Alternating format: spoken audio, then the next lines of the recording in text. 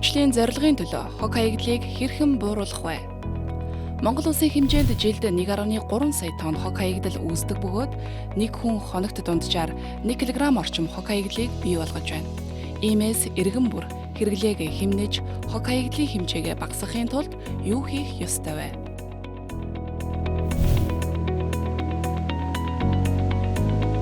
Бидний өдөр тутамдаа хэрэглэдэг энэхүү цаас нь хөрсөн задарч шингэхийн тулд нийт 6-7 хоног юу хугацааг зарцуулдаг. Тиймээс манай байгууллага цаасан тайлангаас татгалзаж аливаа үйл ажиллагааг цахим хэлбэрээр явуулж байна.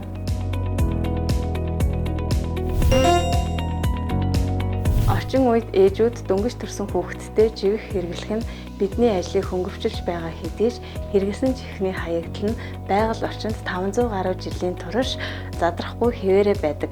Тиймээс би уламжлалт дараагаар хүүхдээ хуурайлж өсгөж байна.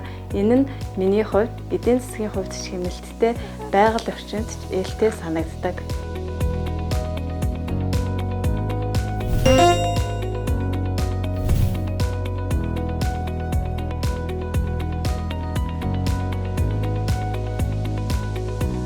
Нэг удаагийн аяг хөрсөнд бүрэн задрахад 450-500 жил шаарддаг.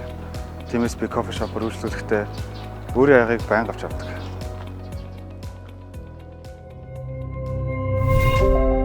Байгаль орчноо хайрлан хамгаалах нь та бидний энгийн үйлдэлээс эхэлнэ.